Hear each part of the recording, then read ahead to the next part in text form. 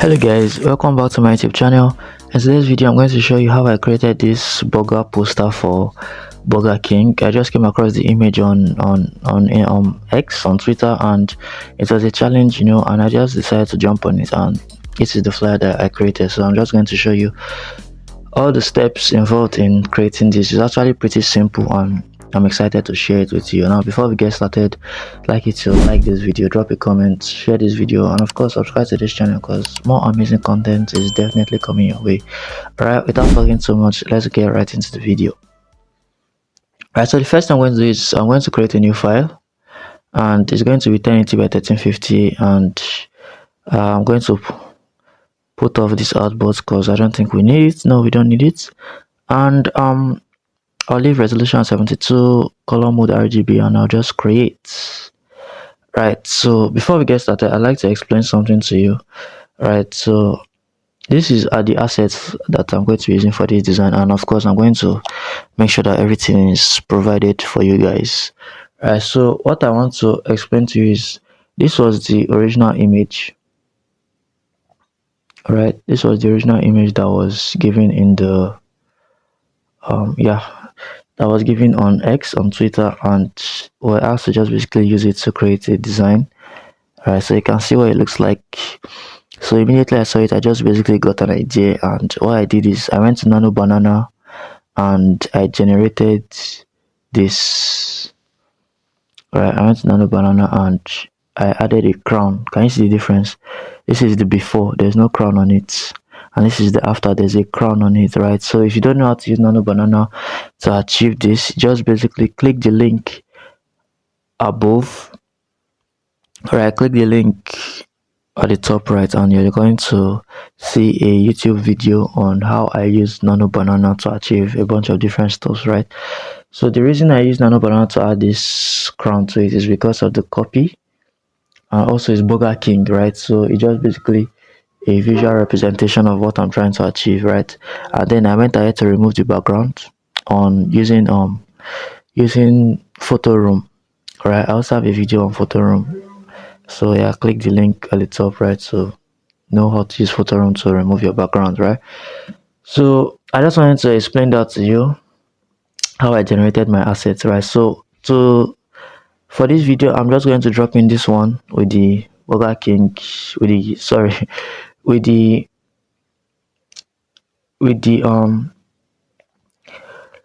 with the crown. Right, and then I'll drop in the one that the background has been removed, so you're not going to notice the difference because they are both perfectly placed together.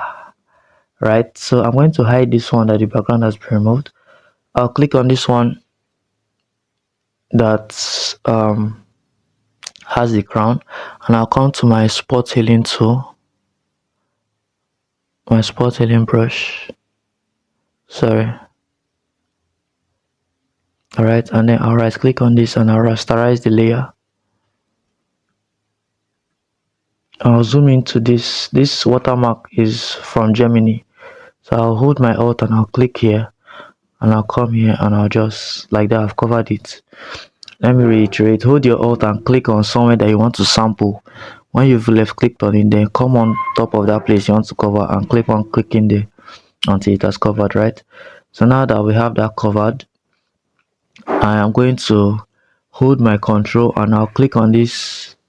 Right, you can see selection has been created, and I'll click on Ctrl Shift I to create an inverse selection. Now it is not that image I selected, it is the outer part.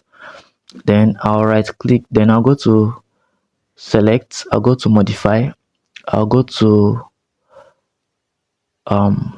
contracts, and I'll leave it at 5. I'll click OK.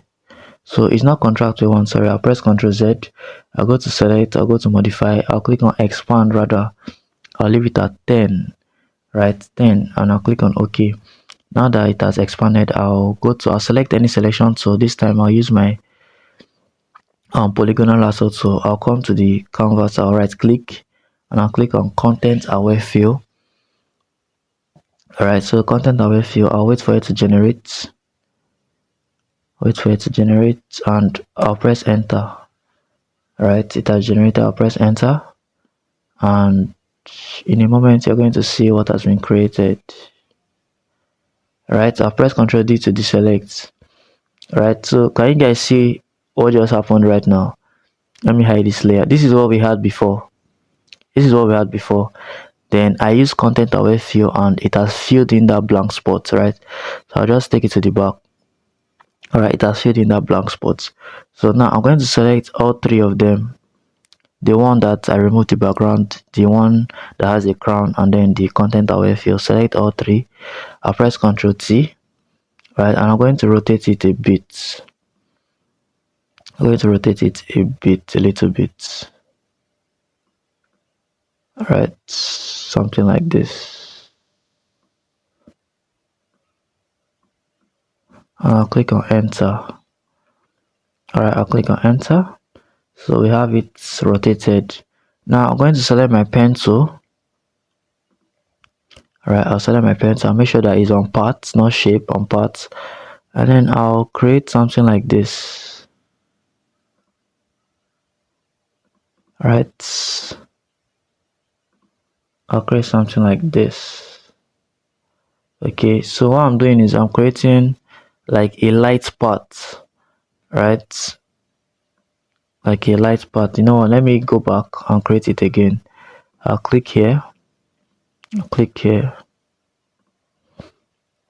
and then I'll just cover it. So you just keep on clicking and then you cover it up. Then you right click and you make a selection. Click on OK. You can see a selection has been created. Then I'll come here and I'll make sure that my foreground color is white. And then I'll come here and I'll create a solid color adjustment layer. Alright, so you can see what has happened. So I'll click on this mask. And I increase the feather to 41. It has created that light, and then I'll reduce the fill to 18. Okay, so you can see how I created that light effect, right? You can see how I created that light effect. Now if you look at this, you can see that it's just light effect on top a plain burger, but naturally the place where that light is supposed to be bright, and the place where that light is not supposed to be dark. So how do we achieve this? We're going to use exposure adjustment layer to achieve this, right? So come here, click on exposure. Do you get? Click on your exposure and place it here. Okay, place it here. Then now we'll drag this layer mask. Hold your alt, left click and drag it up to replace the exposure mask with that. So click on your exposure and increase it.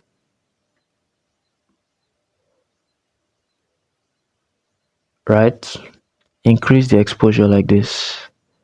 So you can notice that if you notice what is happening, you'll see that the exposure is actually increasing. That middle is getting a bit brighter, right?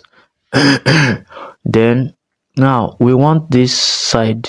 We'll duplicate that exposure, but this time around we'll reduce the brightness. Then we'll press Ctrl I to invert. I don't know if you're seeing what's happening. That side now we inverted it and we are reducing the brightness, so the side where the light is not showing is getting darker. Do you understand? The side where the light is not showing is getting darker, right? So now we're actually going to clip. Let's take these two exposures down to this burger, and we'll clip it to the burger.